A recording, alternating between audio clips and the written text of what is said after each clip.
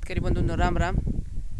मी आपला शेतकरी मित्र भगवान धिरडे आपल्या चॅनलवर सर्व शेतकरी बांधवांचं मनापासून स्वागत आहे। तर शेतकरी बंधूंनो तुम्ही पाहू शकता तर हे असे आपल्यापाशी दोन तुकडे आहेत। दोन तुकड्यामध्ये काय केलेलं आहे, आपल्याला दोन तुकड्यामध्ये वेगवेगळा अनुभव आलेला आहे। त्याचा अनुभव मी आज तुम्हाला सांगण्याचा प्रयत्न करणार आहे आणि आजचा व्हिडिओ बनविण्याचं कारण पण तेच आहे। आता पाठीमागं हे जे ऊसाचं शेत तुम्ही बघू शकतात ना, त्या ऊसाच्या शेतमध्ये आपण काय केलं, टरबूज लागवड केली।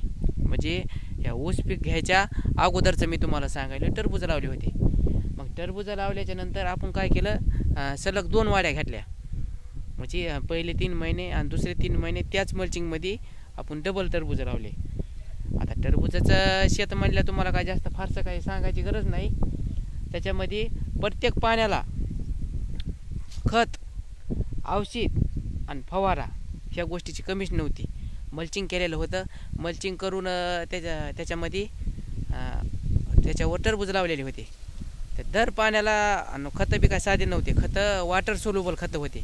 म्हणजे आपली सलाईन कशी लावल्यावर आपल्या पेशंटला तर येते, अगदी तसंच हे म्हणलं तरी हरकत नाही। म्हणजे ताबडतोब खतं लागू व्हावं आणि त्याचा लगेच इफेक्ट त्याला जाणवा। आणि वरून पुन्हा धुई आली, आबाळा आलं, थेंब पडले, मग समजा येलं खराब होते म्हणून फवारा। म्हणजे कोण्या गोष्टीची कमीच नव्हती इथं। टरबूज निघाले, टरबुजाचा पैसा झाला, सर्व गोष्टी झाल्या। आणि मग त्याच्यानंतर आपण काय केलं, सोयाबीन केली। आता सोयाबीन केल्याच्या नंतर हे ऊस केला आहे। तर ऊसाची कंडिशन तुम्ही बघू शकता। आता समोर तुमच्या ऊस आहे, 4 फुटावा ऊस आहे। ऊसाची जात 8005 आहे आणि सर्व एकदम जे काय ऊसाची कंडिशन आहे हे तुम्ही पाहू शकतात। आता ह्याच्याच विरुद्ध एक छोटासा बांध आहे मध्ये। आता तिकडं त्या बांधाला समजा मी तुम्हाला दाखवतो की त्याच्यात काय कंडिशन आहे। तर चला तर आपण तिकडं जाऊ, जवळच आहे इथं। तर हे का नाही 2 दिवस झालं बघा माझ्या लक्षामध्ये आलं आहे, म्हणजे मला सुचलं आहे। तर हे तुम्हाला मी सांगण्याचा प्रयत्न करत नाही। हे जे बाजूचं शेत आहे का, इथं काय टरबूज नव्हते, काय नव्हते। इथं काय केलं तर माहिती का, 3ऱ्या वर्षीचा ऊस आपण हे केलता, मोळा होता। मग ऊस मोळल्याच्या नंतर त्याचं जे पाचट आहे का, ते पाचट आपण सर्वच्या सर्व हे केलं, गाळलं होतं जमिनीमध्ये। तर त्या गाळलेल्या पाचटाचा एवढा इफेक्ट आलाय ना, तुम्ही बघू शकता। तर आता हे ऊस बघा तुम्ही, आहे का नाही त्याच्यात, याचा बी अंतर तेच आहे, अंतर तेच आहे।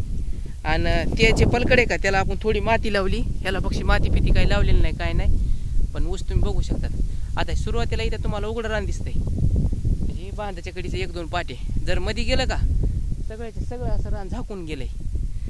कशामुळं माहिती का, फक्त पाचट होतं इथं गाळलेलं।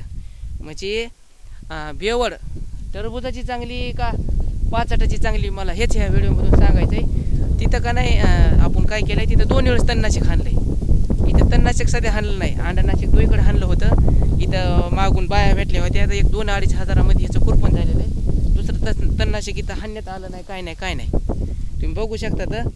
तर एकच नंबर ऊस आहे। त्या ऊसाला डबल उजवा ऊस आहे। हे पलकड माती ओढली, तिकडे 2दा तणनाशक झालंय, तिकडे खत बी झालाय, इकडे खत नाही द्यायला, काय नाही, काय नाही। मात्र ही जी पाचट गाळलेली का, याचं 2रं वर्ष आहे।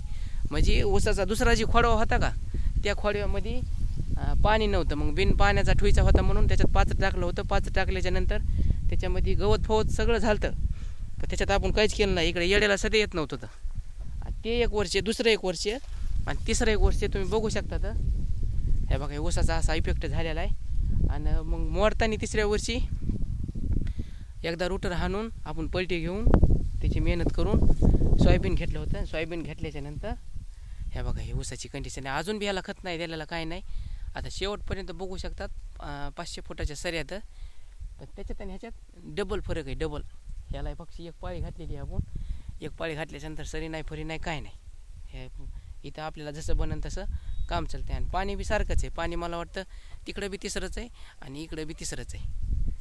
तर शेतकरी बंधूंनो ही माहिती तुम्हाला सांगायची होती, त्याच्यामुळे पाचट फुकून देऊ नका।